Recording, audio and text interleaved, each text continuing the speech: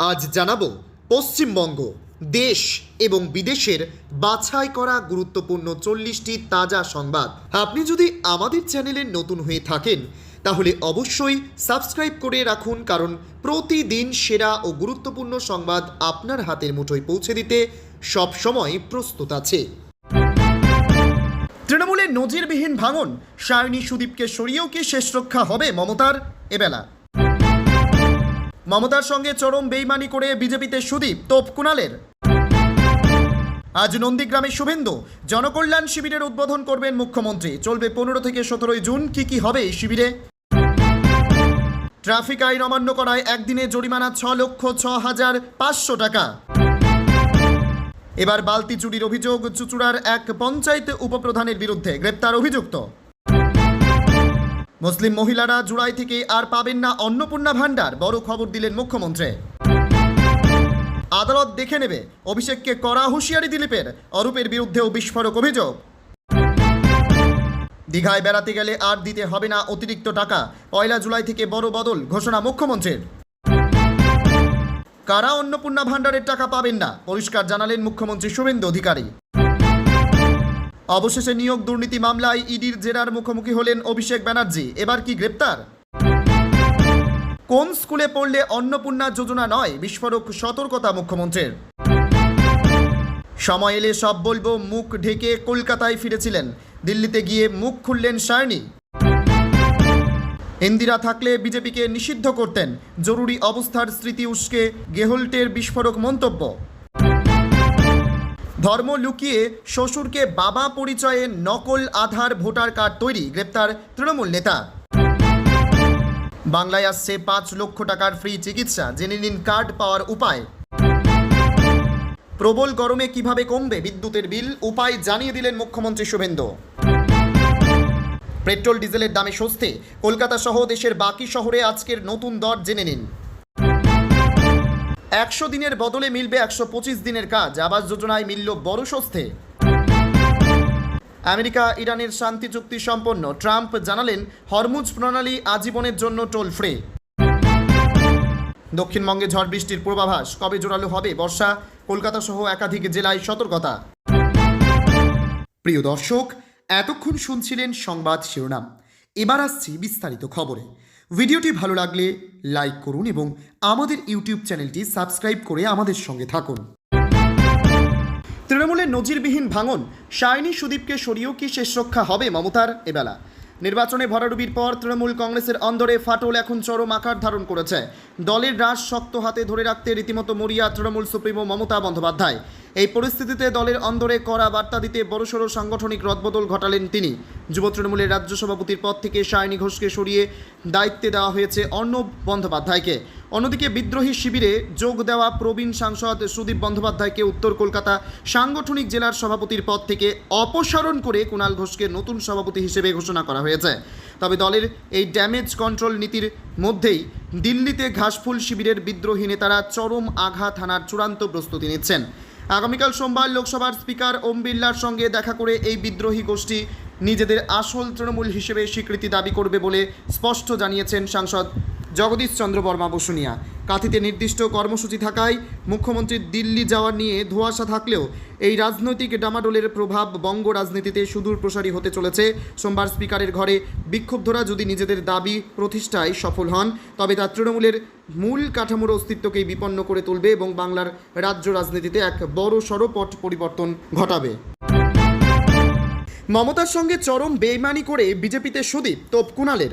লোকসভা ও বিধানসভা নির্বাচনের পর তৃণমূল কংগ্রেসের বর্ষিয়ান সাংসদ সুদীপ বন্দ্যোপাধ্যায় দলত্যাগ করে আনুষ্ঠানিকভাবে বিজেপিতে যোগদান করেছেন। এই দলবদলের পর তার বিরুদ্ধে তীব্র ক্ষোভ প্রকাশ করেছেন উত্তর কলকাতার সাংগঠনিক জেলার নবনিযুক্ত সভাপতি ও বেলেঘাটার বিধায়ক কুণাল ঘোষ। তার অভিযোগ, দীর্ঘদিন ধরে একনায়কতন্ত্র ও খামখেয়ালিপনার মাধ্যমে সুদীপ বন্দ্যোপাধ্যায় উত্তর কলকাতায় দলের সাংগঠনিক ভিত ধ্বংস করেছেন এবং শেষ পর্যন্ত দলনেত্রী মমতা বন্দ্যোপাধ্যায়ের সঙ্গে চরম বিশ্বাসঘাতকতা করেছেন। কুণাল ঘোষের দাবি, সুদীপ বন্দ্যোপাধ্যায়ের পক্ষপাতিত্বের কারণেই তাপস রায় ও সজল ঘোষের মতো নেতা দল ছাড়তে বাধ্য হয়েছিলেন। শনিবার সাংসদ শতাব্দী রায়ের গাড়িতে চড়ে দিল্লিতে কেন্দ্রীয় মন্ত্রী ভূপেন্দ্র যাদবের বাসভবনে গিয়ে অমিত শাহের উপস্থিতিতে সুদীপ বন্দ্যোপাধ্যায়ের বিজেপিতে যোগদান ঘটানোকে কুণাল বেইমানি বলে আখ্যা দিয়েছেন। রাজনৈতিক বিশ্লেষকদের মতে এই দলবদল তৃণমূলের অভ্যন্তরীণ দীর্ঘদিনের ক্ষোভ প্রকাশ্যে নিয়ে এসেছে, যা আগামী দিনে উত্তর কলকাতায় দলের সাংগঠনিক কাঠামো পুনর্গঠনকে আরও চ্যালেঞ্জের মুখে ঠেলে দিয়েছে। আজ নন্দীগ্রামে শুভেন্দু জনকল্যাণ শিবিরের উদ্বোধন করবেন মুখ্যমন্ত্রী। চলবে 15 থেকে 17 জুন। কি হবে শিবিরে? নন্দীগ্রামের রেয়াপাড়ার মাঠে মুখ্যমন্ত্রী শুভেন্দু অধিকারী জনকল্যাণ শিবিরের উদ্বোধন করবেন। সারা রাজ্য জুড়ে এই ক্যাম্পের আজই সূচনা হবে। 15 থেকে 17 জুন পর্যন্ত ক্যাম্প চলবে। রাজ্য এবং কেন্দ্রের একাধিক প্রকল্পের উদ্বোধন হবে এদিন, যার মাধ্যমে মানুষের কাছে সরকারি পরিষেবা পৌঁছে যাবে। মূলত সাধারণ মানুষের কাছে বাংলার ডাবল ইঞ্জিন সরকার পরিষেবা পৌঁছে দেওয়ার লক্ষ্যেই চালু হতে চলেছে সরকারের এই কর্মসূচি। সকাল থেকেই ধীরে ধীরে নন্দীগ্রামের রেয়াপাড়া ক্যাম্পে মানুষজন আসতে শুরু করেছেন। প্রসঙ্গত, সরকার গঠন করেই নন্দীগ্রামের ভূমিপুত্র মুখ্যমন্ত্রী শুভেন্দু অধিকারী জানিয়েছিলেন নন্দীগ্রাম সবসময় তার প্রাধান্যে থাকবে। কথা মতো ইতিমধ্যেই নন্দীগ্রামের পরিশুদ্ধ পানীয় জলের সরবরাহ করতে বিশেষ উদ্যোগ নিয়েছেন শুভেন্দু। পানীয় জলের সমস্যা মেটাতে নদী থেকে জল তুলে সেই জল পরিশুদ্ধ করে জল সরবরাহের সরকারি প্রকল্প নিয়ে ইতিমধ্যেই বড় পদক্ষেপ করেছেন মুখ্যমন্ত্রী শুভেন্দু অধিকারীর নির্দেশ মেনে অবশেষে নন্দীগ্রাম চণ্ডীপুর নন্দকুমারের সেই মেগা জল প্রকল্পের কাজে গতি এসেছে। সম্প্রতি হলদিয়া ভবনে বৈঠকে মুখ্যমন্ত্রী শুভেন্দু অধিকারী এ প্রকল্পের কাজে গুরুত্ব দেওয়ার কথা বলেন। মুখ্যমন্ত্রীর নির্দেশ মেনে প্রায় 1200 কোটি টাকার প্রকল্পের কাজে আবারও গতি এসেছে। রূপনারায়ণের জল তুলে পরিশুদ্ধ করে পূর্ব মেদিনীপুরের 4টি ব্লকের প্রায় 10 থেকে 12 লক্ষ মানুষের জন্য পাইপলাইন মারফত পরিশ্রুত এই পানীয় জল সরবরাহ করা হবে। ট্রাফিক আইন অমান্য করায় একদিনে জরিমানা 6,06,500 টাকা। ট্রাফিক আইন ভাঙার কারণে একদিনে জরিমানা আদায় হয়েছে 6,06,500 টাকা। হুগলি জেলার গ্রামীণ পুলিশ শনিবার অভিযান চালিয়ে এই পরিমাণ জরিমানা আদায় করেছে। পুলিশের হিসাবে একদিনে ট্রাফিক আইন ভেঙেছেন 645 জন। প্রায় বেনজির এই ঘটনা সামনে আসতেই হইচই পড়েছে।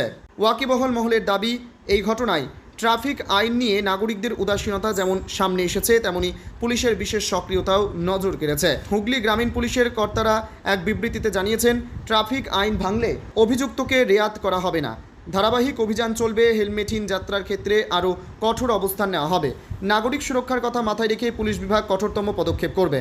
কিন্তু মানুষের নিরাপত্তা ও জনসচেতনতা তৈরি হয়নি। এবার জরিমানার ভয়ে যদি লোকে ট্রাফিক আইন মেনে পথেও আইনের শাসন প্রতিষ্ঠিত হচ্ছে। একটি পরিসংখ্যান বলছে, গত 5-7 বছরে হুগলি জেলায় ট্রাফিক আইন ভাঙার জন্য জরিমানা আদায়ের হার খুব একটা উল্লেখযোগ্য নয়। সেখানে একদিনের অভিযানেই গ্রামীণ পুলিশ সাম্প্রতিক সময়ের যাবতীয় রেকর্ড ভেঙে দিয়েছে। এখন দেখার নাগরিকদের অভ্যাসে বদল আসে কিনা। এবার বালতি চুরির অভিযোগে চুঁচুড়ার এক পঞ্চায়েতের উপপ্রধানের বিরুদ্ধে গ্রেপ্তার অভিযুক্ত। বালতি চুরির অভিযোগে গ্রেপ্তার মহিলা উপপ্রধান সহ এক ব্যক্তি। পঞ্চায়েত থেকে সরকারি বালতি চুরির অভিযোগে গ্রেপ্তার হলেন পান্ডুয়ার সরাইতিন্না পঞ্চায়েতের উপপ্রধান। ধৃতদের আজ অর্থাৎ রবিবার চুঁচুড়া আদালতে তোলে পান্ডুয়া থানার পুলিশ সূত্রে জানা গিয়েছে, শনিবার পান্ডুয়ার তিন্না জগন্নাথপাড়া এলাকার বাসিন্দা স্বপন দাস নামে এক ব্যক্তি সরাইতিন্না গ্রাম পঞ্চায়েতের উপপ্রধান স্বপ্না মণ্ডল এবং দিলীপ বিশ্বাস দুজনের নামে পান্ডুয়া থানায় লিখিত অভিযোগ দায়ের করেন। অভিযুক্তদের বাড়ি ওই পঞ্চায়েতের জগন্নাথপাড়া এলাকাতেই। স্বপনবাবুর অভিযোগ, পঞ্চায়েতের উপপ্রধান স্বপ্না মণ্ডল স্বচ্ছ ভারতের বর্জ্য ফেলার 140টি বালতি জগন্নাথপাড়া এলাকার দিলীপ বিশ্বাসের বাড়িতে পঞ্চায়েত থেকে চুরি করে নিয়ে রেখে দিয়েছে আত্মসাৎ করবার উদ্দেশ্যে। অভিযোগ পেয়ে ঘটনার তদন্তে নামে পুলিশ। তদন্ত করে জগন্নাথপাড়া এলাকার দিলীপ বিশ্বাসের বাড়ি থেকে 140টি বালতি উদ্ধার করে গ্রেপ্তার করে দিলীপ বিশ্বাসকে এবং সরাইতিন্না গ্রাম পঞ্চায়েতের উপপ্রধান স্বপ্না মণ্ডলকে। এ ঘটনার প্রচার হওয়ার পরেই ক্ষিপ্ত হয়ে ওঠেন স্থানীয়রা। অভিযুক্তদের শাস্তির দাবিতে সরব হন তারা। পুলিশ জানায়, সরকারি সম্পত্তি চুরির অভিযোগে তাদের গ্রেপ্তার করা হয়েছে। ধৃত দুইজনকে আজ রবিবার চুঁচুড়া আদালতে পাঠায় পান্ডুয়া থানার পুলিশ। এর আগেও সরকারি সম্পত্তি চুরির অভিযোগ উঠেছে একাধিক তৃণমূল নেতার বিরুদ্ধে। পুলিশ গ্রেপ্তার ও করেছে অভিযুক্তদের। সম্প্রতি বিভিন্ন জায়গায় অভিযুক্ত নেতাদের লক্ষ্য করে ডিম ছোড়ার ঘটনাও ঘটেছে। বর্তমানে সরকার দুর্নীতির সঙ্গে যুক্ত ব্যক্তিদের শাস্তি দেওয়া হবে এমন আশ্বাস দিয়েছে। মুসলিম মহিলারা জুলাই থেকে আর পাবেন না অন্নপূর্ণা ভাণ্ডার, বড় খবর দিলেন মুখ্যমন্ত্রী। অন্নপূর্ণা ভাণ্ডার প্রকল্পের 3000 টাকা মুসলিম মহিলাদের দেওয়া বন্ধ করা হবে। জুলাই মাস থেকেই আসতে চলেছে এই বদল। একাধিক মহিলার অ্যাকাউন্টে নাকি আর 3000 টাকা ঢুকবে না। জানা যাচ্ছে, রাজ্যের মুসলিম মহিলারা নাকি আর অন্নপূর্ণা ভাণ্ডারের সুবিধা পাবেন না। নবান্ন থেকে কি মিলেছে কোনো সূত্র? জানা যাচ্ছে, রাজ্যের মুসলিম মহিলারা নাকি আর অন্নপূর্ণা ভাণ্ডারের সুবিধা পাবেন না। জানা যাচ্ছে তাদের স্পষ্ট দাবি, মুসলিমরা সরকারকে মান্যতা দেয় না, এমনকি ভারত মাতাকে মা বলে মানে না। সেই কারণে তাদের অন্নপূর্ণা ভাণ্ডার দেওয়া উচিত না। ওই সংগঠনের আরও দাবি, একটা মুসলিম পুরুষ একাধিকবার বিবাহ করে থাকেন, এমনকি তা 7 থেকে 8 পর্যন্ত গিয়ে দাঁড়ায়। সেক্ষেত্রে এতজন মহিলাকে এক পরিবারে কেন অন্নপূর্ণা ভাণ্ডার প্রকল্পের সুবিধা দেওয়া হবে? যদিও ওই বিষয়ে এখনও পর্যন্ত রাজ্য সরকারের তরফ থেকে আনুষ্ঠানিকভাবে কিছু জানানো হয়নি, তারা শুধুমাত্র ডেপুটেশন জমা দিয়েছেন। আদালত দেখে নেবে, অভিষেককে কড়া হুঁশিয়ারি দিলীপের। অরূপের বিরুদ্ধেও বিস্ফোরক অভিযোগ। আদালত দেখে নেবে, অভিষেককে কড়া হুঁশিয়ারি দিলীপ ঘোষের। সিআইডি তদন্তে সাহায্য করছেন না তৃণমূল সাংসদ, তাকে একাধিক মামলায় সিআইডি ইডি নোটিশ পাঠিয়েছে। বিধানসভায় সই জালিয়াতির পাশাপাশি ডিজে বাজবে মন্তব্যের বিরুদ্ধে তদন্ত করেছে সিআইডি। অন্যদিকে নিয়োগ দুর্নীতি মামলায় তদন্ত করছে ইডি। আজ সোমবার নিয়োগ দুর্নীতির মামলায় অভিষেককে তলব করেছে কেন্দ্রীয় তদন্তকারী সংস্থা। এ প্রসঙ্গে দিলীপ ঘোষ বলেন, যত দুর্নীতি সব জায়গায় ওনাদের হাত আছে। নেতারা জেলে গেছে, ওরা দুজন চুপ করেছিল, দল থেকেও বহিষ্কার করেনি। যেমন যেমন তথ্য আসবে আইন তেমন তেমন ব্যবস্থা নেবে। অরূপ বিশ্বাসকে নিয়েও তোপ দেখেছেন দিলীপ ঘোষ। গোয়েন্দারা বারে বারে তলবের পরেও গড়হাজির প্রাক্তন ক্রীড়ামন্ত্রী। এ প্রসঙ্গে দিলীপ বলেন, ওদের এক একটা নেতাকে নিয়ে আলোচনা করলে গোটা দিন কেটে যাবে। এখন সবাই কমপ্লেন করতে শুরু করেছে। ডিমের দাম বেড়ে গেছে, মানুষ ডিমের মাধ্যমে ক্ষোভ প্রকাশ করছে। মানুষ যদি ইট পাটকেল হাতে তুলে নেয় তাহলে ইমারত নির্মাণ সামগ্রীর দাম বেড়ে যাবে। দিলীপের দাবি, তৃণমূল কি যদুবংশের মতো ধ্বংস হয়ে যাবে? এটাকে মুষল পর্ব বলে। আমরা মহাভারত দেখিনি, এখন মুষল পর্ব দেখতে পাচ্ছি। এই কুরুবংশ ধ্বংসের দিকে এগিয়ে চলেছে। কুণাল অভিষেকের ঝগড়া নিয়েও মুখ খুলেছেন বিজেপি নেতা। তার কথায়, দুজনেই বড় নেতা। আগে পার্থ কুণাল ঝগড়া দেখেছি, কল্যাণের সঙ্গে বাকিদের ঝগড়া দেখেছি। আমার মনে হয় এদের বিসর্জন হওয়ার দরকার আছে। আবহাওয়া ঘিরে নতুন করে সতর্ক করল আলিপুর আবহাওয়া দপ্তর। কলকাতা সহ একাধিক জেলায় আগামী কয়েকদিন বজ্রবিদ্যুৎ সহ বৃষ্টি এবং ঝোড়ো হওয়ার সম্ভাবনা রয়েছে। একই সঙ্গে আবহাওয়াবিদদের মতে আগামী 2 থেকে 3 দিনের মধ্যেই পশ্চিমবঙ্গের বাকি অংশে আনুষ্ঠানিকভাবে বর্ষার প্রবেশ ঘটতে পারে। ফলে বৃষ্টির পরিমাণ আরও বাড়ার সম্ভাবনা তৈরি হয়েছে। আলিপুর আবহাওয়া দপ্তরের পূর্বাভাস অনুযায়ী রবিবার থেকে দক্ষিণবঙ্গের বিভিন্ন জেলায় বিক্ষিপ্ত ঝড় বৃষ্টি শুরু হতে পারে। বজ্রপাতের আশঙ্কা রয়েছে।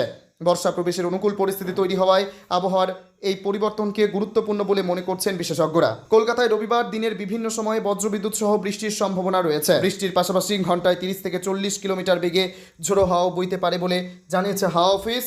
শুধু কলকাতা নয়, হাওড়া, পূর্ব মেদিনীপুর, পশ্চিম মেদিনীপুর এবং ঝাড়গ্রামেও রবিবার ঝড় বৃষ্টির সতর্কতা জারি করা হয়েছে। উপকূলবর্তী ও সংলগ্ন এলাকায় স্থানীয়ভাবে বজ্রপাতের আশঙ্কাও থাকছে।